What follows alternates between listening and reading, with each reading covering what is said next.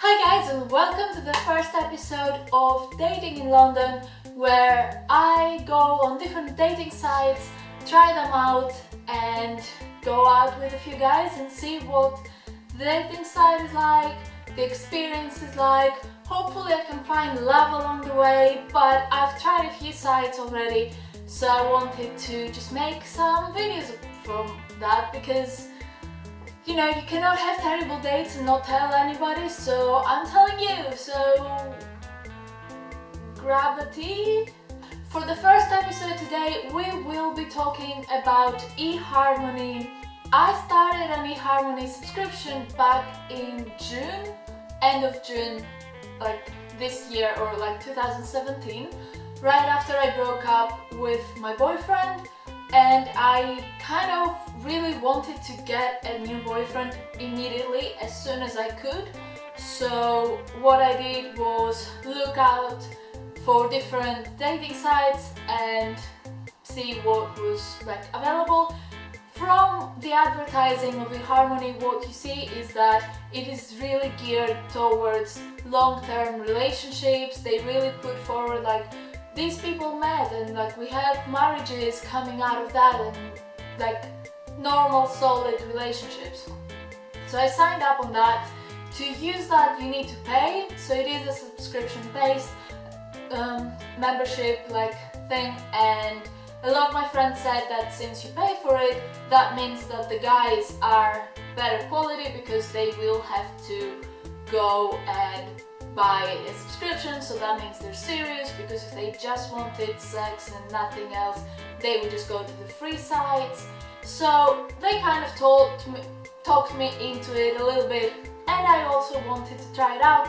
So I made my profile and made the subscription. They have over 100 questions of like cats or dogs, or what do you think of this, and how would you rate that, and how important to you is that the guy like does that. So it was like, do you want a guy who smokes? Yes, no, sometimes. Is that important to you? Like political views, religious views. So they have all of these questions and answer to match it with other people. So at the end you see like, okay, here are your matches.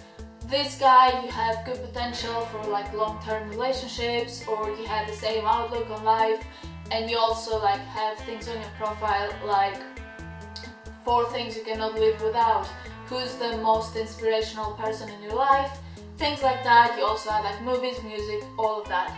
So I had a lot of matches, I think that's just automatic, and then I started like, you can send a smile to people, you can send them a question, or you can send them a normal message. I sent smiles to the guys that I liked. I added them like favorites and stuff so I can go to them like quickly, and then I received messages. I got like smiles back, some people sent me questions. If I was not interested, I didn't reply. My flatmate at the time was like, just answer to anybody, talk to people, like talk to people you don't normally go for. So I talked with a lot of people on there. I think like pretty much everybody who sent me a message, I responded to that, and like I had some decent conversations, and then eventually I got to some dates from that. So that is like the interesting part. So the first date I went out through eharmony, it was a really nice guy. He was a photographer, like very good on paper. We met and I didn't feel any chemistry. Like the moment I saw him, I was like, this is a perfectly normal guy. I feel nothing. But I went on with the date because I thought it would be weird if I just walk out and we just met and like, okay, so let's just go for a drink and see, like maybe I will open up and feel something. So we went and had a drink, and then we went for dinner and we talked. And he was really funny, and he told me like a story about his dad, and like his dad was in the army, in the navy, and then he went out with his friends. They brought girls back in like with the false idea of like other teammates, and then they were in the boat. They were like, you cannot, like these are clearly girls with like guys' ideas, like what are you doing? Anyway, like that was fine. That was a nice date. So at the end, we leave the restaurant. We were in South Bank in London. By the way, the pizza restaurant in Gabriel's Wharf is really nice, but then you can walk around South Bank. So we went on the pier that goes further into the sea, and we were just looking like further out, and it was a bit cold. So I was feeling a bit cold, and he tried to hug me, and I kind of moved away, and then I was just looking straight up. I was really trying not to look at him, but at some point, like as we were talking, I tried to look at him. He tried to kiss me. I turned around and I was like, "Where do you think ducks sleep?" And he was like, "What?" And I was like, "Yeah, like that duck down there, like you always see them on the river. Where do you think they go to sleep?" That killed the mood, as I planned.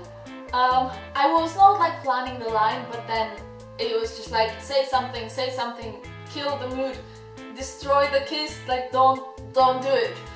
So he didn't know what to answer. He just went completely like, "Oh, what? I don't know." And then I was like, "Okay, it's really cold, we should walk back to the station." So we walked down South Bank and then went back to Waterloo. And then he sent me a couple of messages for the next 2 days. I tried to reply, and then I was like, I stopped replying. After 2 days, I just couldn't. Because, like, personality-wise, I really liked him, but I just didn't feel the spark, didn't feel the chemistry at all. So I wasn't sure how to handle that. And then I was talking with 2 more guys at the time, and then 2 days later, I go out with the second guy. The second guy, actually, I ended up dating for 4 months, and like I met him, we started talking. It went from like being a bit awkward to then talking about movies, and then it was like, okay, we're on the same level, I like you, and then I kissed him, and then it went on from there. We ended up dating. That was okay, actually. I will not discuss this relationship like in depth right now because it is recent, but the issue with that was, yeah, okay, went on for a little while, didn't go on, didn't last. So again, like the one relationship that I actually got out of that site, it wasn't long term, it was like 4 months, not really that much. And then there was another guy on the site that we were talking, and then eventually I stopped replying, so he sent me a message like, "So why are you not replying to me anymore?" And I was like, "Well, I met someone else on this site and I like him, and so I don't feel right." So I stopped messaging him, and then after I broke up with like the second guy, I went back to eharmony. So I started again talking with guys. There was a guy who messaged me who I had been talking to back in June, and he was like, "Oh, you haven't been on this site for a while. How have you been and what have you been doing?" And I was like, "Yeah, I met someone, so I was going out with him, and then now I'm not, so I'm back on the site." He messaged me like 2 more times. That kind of dropped off. I started talking with another guy. He was a Greek guy, and I thought, my best friend always keeps telling me, like, because she's Greek, she was like, "No, date a Greek guy, you'd get along better, like you'd have more things in common." And I was like, "Okay, just shut up, I will give the Greek guy a go."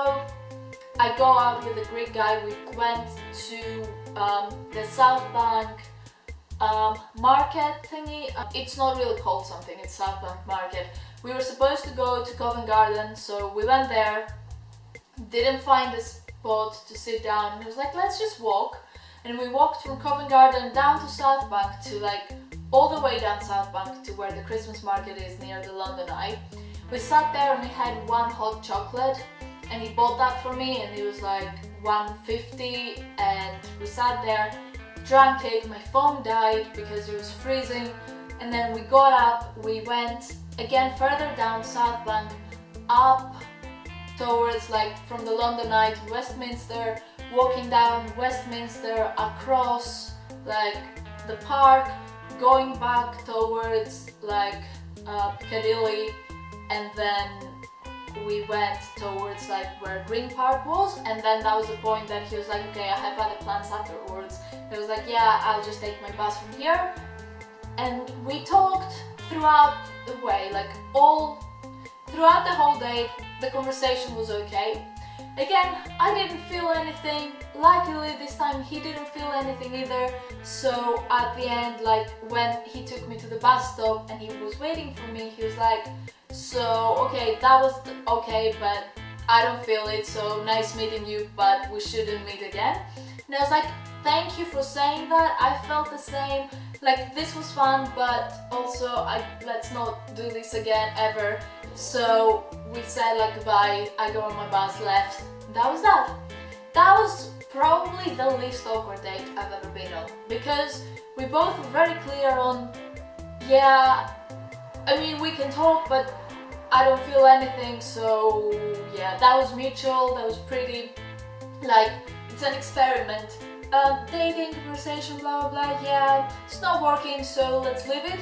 Perfectly good. I think every person after the first date, they should just give you like a breakdown of this was okay, this was not okay, I don't think we match, or I think we match greatly, and then you compare notes.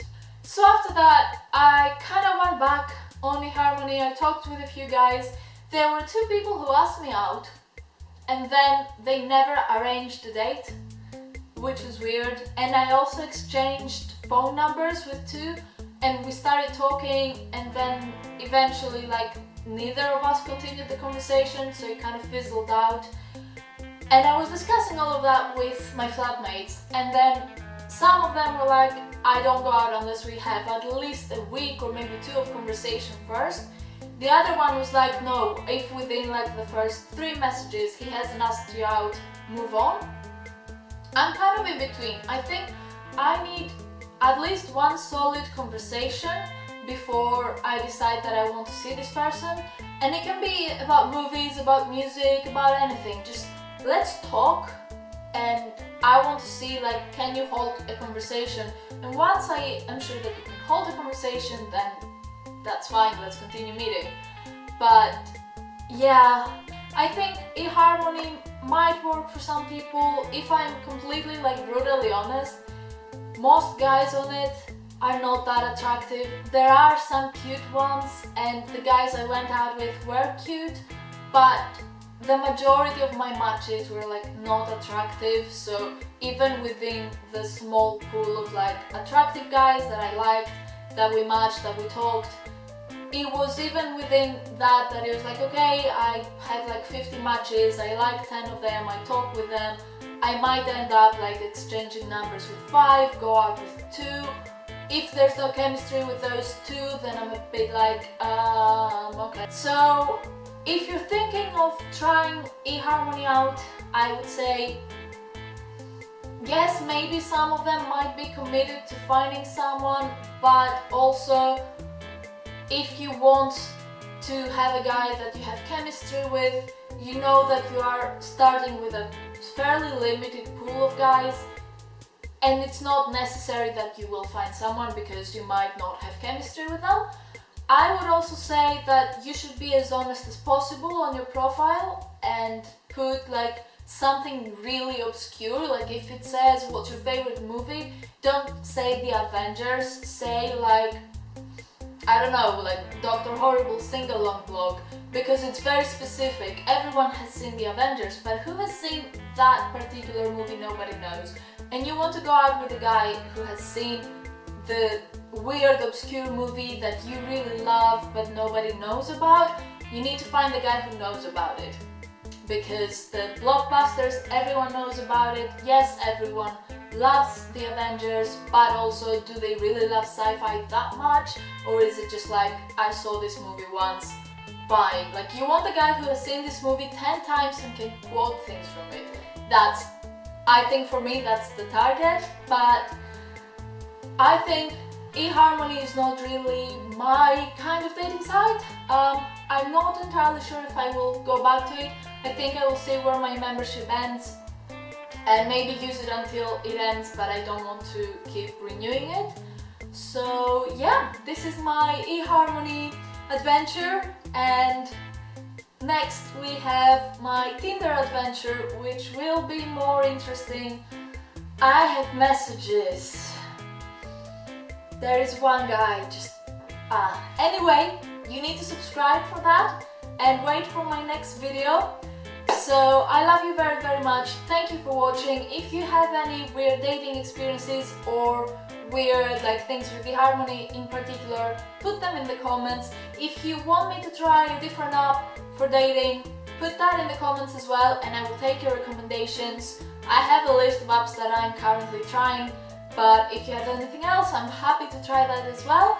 Thank you for watching. I love you very, very much, and I will see you on my next video. Bye!